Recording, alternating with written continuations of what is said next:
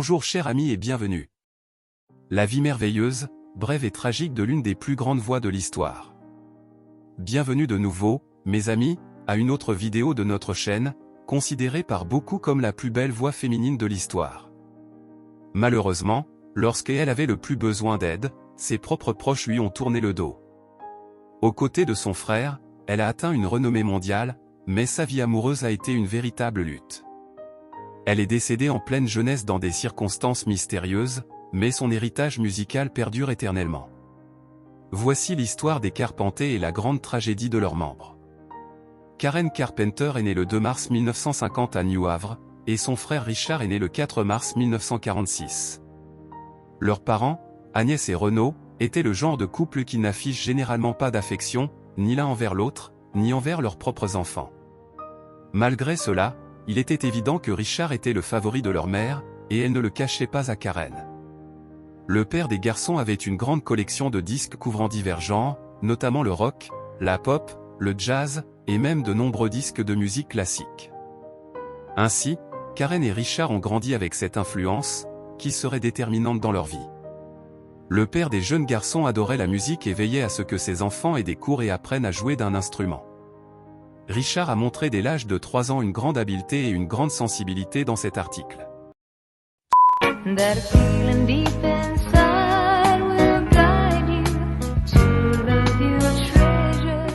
Son premier instrument était l'accordéon, mais il est ensuite passé au piano. Karen, quant à elle, aimait écouter de vieux disques, mais sa passion pour jouer d'un instrument ou chanter ne s'est développée que pendant son adolescence. Richard était son modèle, et elle le suivait toujours. Ils étaient très proches, bien qu'ils aient également eu leurs disputes d'enfance, ce qui pourrait expliquer beaucoup de choses qu'ils vivraient à l'âge adulte. Karen adorait le baseball et jouait souvent avec les enfants du quartier. Lorsqu'ils choisissent les joueurs pour chaque équipe, Karen est toujours choisie en première, car elle est très douée au baseball. Cela rendait souvent son frère Richard furieux. Parfois, lorsque cela se produisait, leur mère, Agnès, grondait Karen pour avoir attristé Richard. En 1963, la famille déménagea en Californie du Sud, où se concentrait une grande partie de l'industrie musicale. Karen ne voulait pas déménager et quitter ses amis, mais ses parents voulaient que Richard devienne célèbre, et ils étaient déterminés à faire en sorte que cela se produise.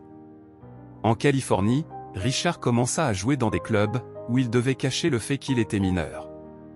Karen, principalement pour éviter les cours de gymnastique, rejoignit la fanfare de l'école et découvrit son talent et son amour pour la batterie.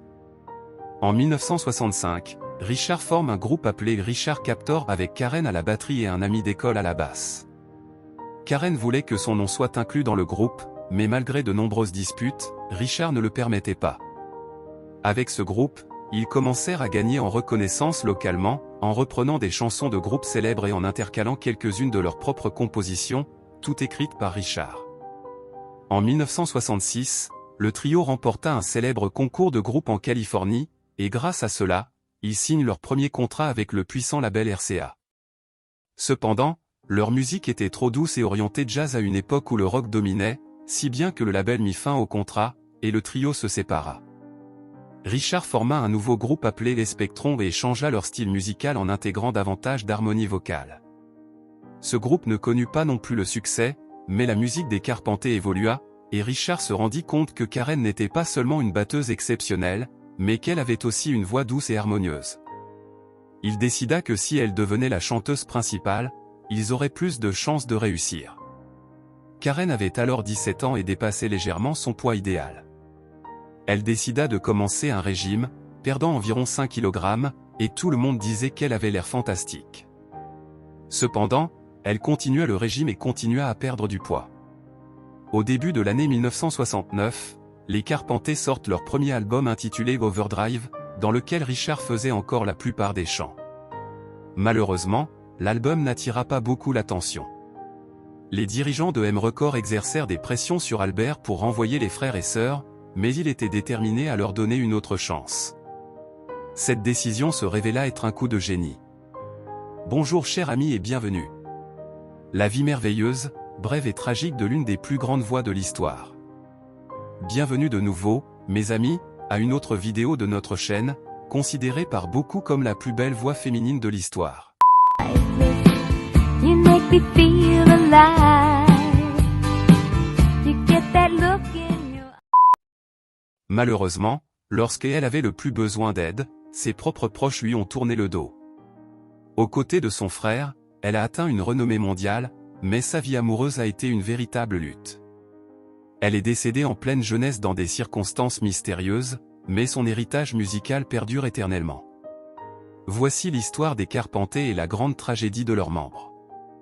Karen Carpenter est née le 2 mars 1950 à New Havre, et son frère Richard est né le 4 mars 1946. Leurs parents, Agnès et Renaud, étaient le genre de couple qui n'affiche généralement pas d'affection, ni l'un envers l'autre, ni envers leurs propres enfants. Malgré cela, il était évident que Richard était le favori de leur mère, et elle ne le cachait pas à Karen. Le père des garçons avait une grande collection de disques couvrant divers genres, notamment le rock, la pop, le jazz, et même de nombreux disques de musique classique. Ainsi, Karen et Richard ont grandi avec cette influence, qui serait déterminante dans leur vie. Le père des jeunes garçons adorait la musique et veillait à ce que ses enfants aient des cours et apprennent à jouer d'un instrument. Richard a montré dès l'âge de 3 ans une grande habileté et une grande sensibilité dans cet article. I've left all that behind, and now it... Son premier instrument était l'accordéon, mais il est ensuite passé au piano.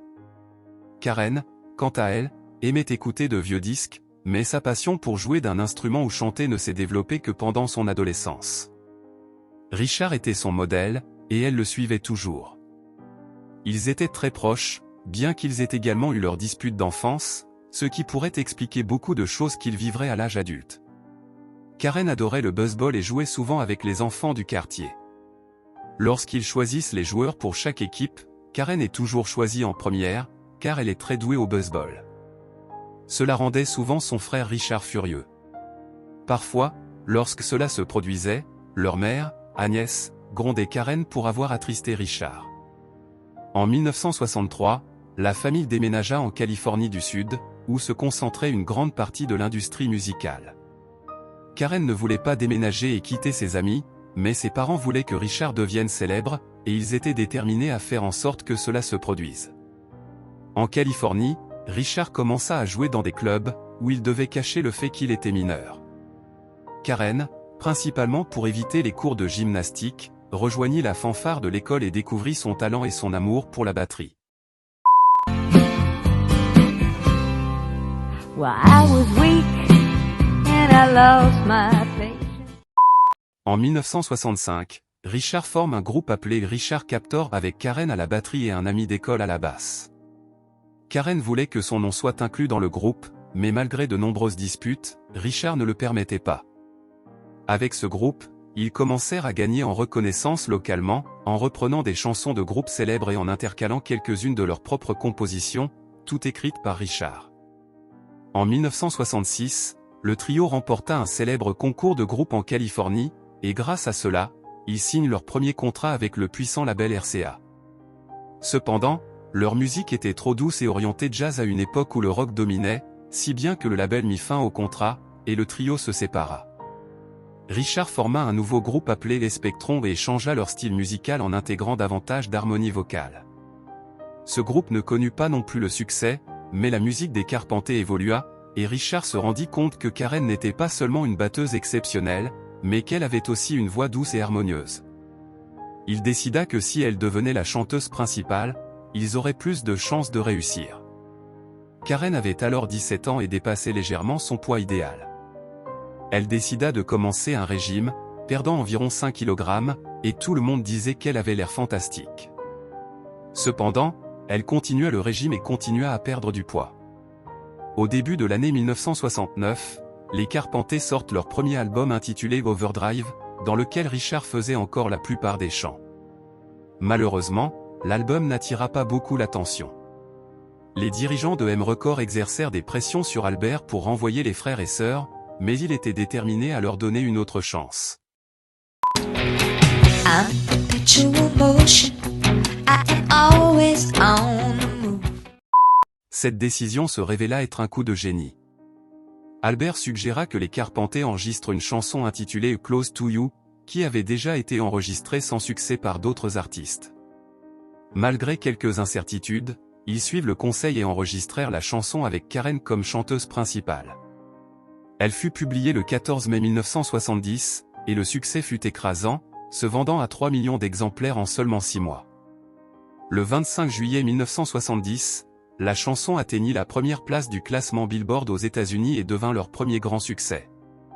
Richard, inspiré par un bref air d'une publicité télévisée sur les mariages, composa une chanson complète intitulée We've Only Just Begun.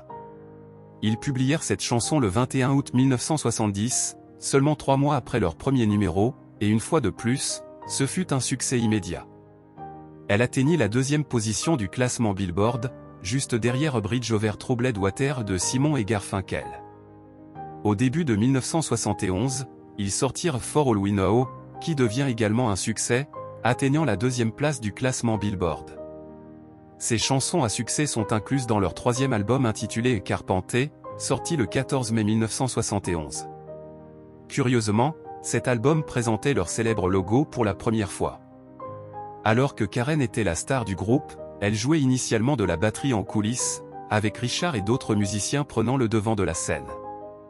Cependant, en raison des critiques, Richard accepta à contre-ségur de laisser Karen prendre la tête pendant toute leur représentation. Le 19 juin 1972, les Carpenters sortirent la chanson Goodbye to Love, qui atteignit la 7e place du classement Billboard. Cette chanson est remarquable car elle comportait l'un des premiers solos de guitare rock dans une ballade, un choix unique à l'époque. L'album A Song for You, sorti le 22 juin 1972, comprenait également ce morceau à succès. D'autres chansons de l'album, telles que It's Going to Take Some Time, atteignant la 12e place, et Top of the World, atteignant la 11e place, connurent un succès considérable. En août 1972, les Carpenters furent invités à la Maison Blanche, où ils rencontrèrent le président Richard Nixon, devenant ainsi un symbole de la jeunesse américaine. Cependant, en coulisses, ils étaient aux prises avec le stress.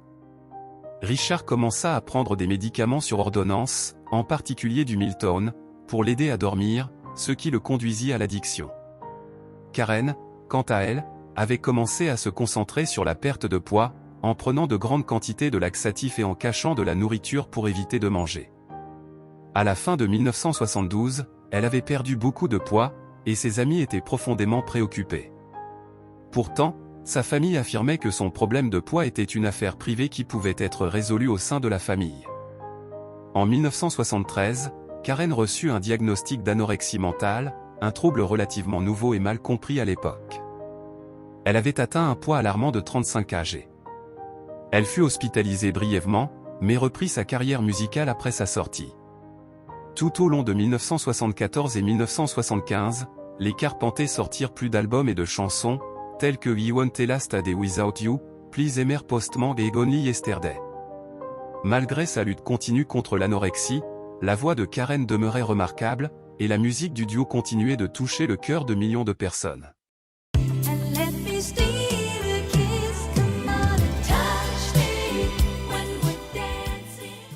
Le 31 août 1976, les Carpenters sortirent l'album A Kind of Hush, qui comprenait la chanson There's a Kind of Hush.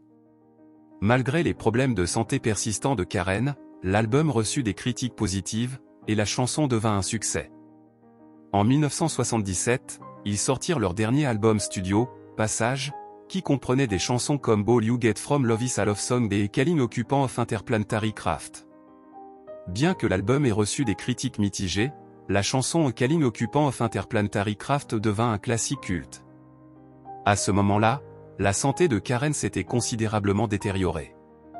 Sa lutte contre l'anorexie mentale avait eu un impact sévère sur son corps, et elle ne pouvait plus cacher son état.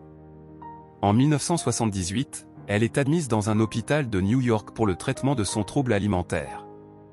Malgré ses problèmes de santé, Karen continua à faire de la musique et enregistra même un album solo à New York pendant son hospitalisation. Elle entama également une relation amoureuse avec Thomas James Burry, un promoteur immobilier de Californie. Le couple se marie le 31 août 1980. En février 1981, Karen et Richard enregistrèrent leur dernier album ensemble, intitulé A Made in America. L'album comprenait des chansons comme A Touch Met When We A Dancing et Beechwood 4 à 5789. Bien que l'album ait reçu des critiques mitigées, il marque la fin d'une ère pour les Carpenters. Tragiquement, le matin du 4 février 1983, Karen Carpenter décéda à l'âge de 32 ans. La cause officielle du décès fut répertoriée comme un arrêt cardiaque résultant de complications de l'anorexie mentale. Sa mort provoqua des ondes de choc dans l'industrie musicale et parmi ses fans du monde entier. La perte d'une artiste aussi talentueuse et aimée fut profondément ressentie. Les funérailles de Karen Carpenter eurent lieu le 8 février 1983 à Downey, en Californie. Elle fut enterrée au Forest Lawn Memorial Park à Cypre, en Californie. Sa mort attira l'attention nécessaire sur la gravité des troubles alimentaires, et sa famille créa plus tard la Karen Carpenter Memorial Foundation pour sensibiliser et soutenir la recherche sur l'anorexie mentale et les troubles connexes. L'héritage de Karen Carpenter perdure à travers sa musique intemporelle et sa voix inoubliable. Elle et son frère Richard ont créé certaines des chansons les plus emblématiques du XXe siècle, laissant une empreinte indélébile dans le monde de la musique. Malgré les circonstances tragiques de son décès, la musique de Karen Carpenter continue d'inspirer et d'émouvoir les auditeurs du monde entier, prouvant que sa voix ne sera jamais vraiment réduite au silence. Et voilà qui conclut l'histoire de Karen Carpenter et de son incroyable parcours dans le monde de la musique. S'il vous plaît, n'hésitez pas à aimer et à vous abonner à notre chaîne pour plus d'histoires fascinantes du monde de la musique et du divertissement. À bientôt dans une autre vidéo.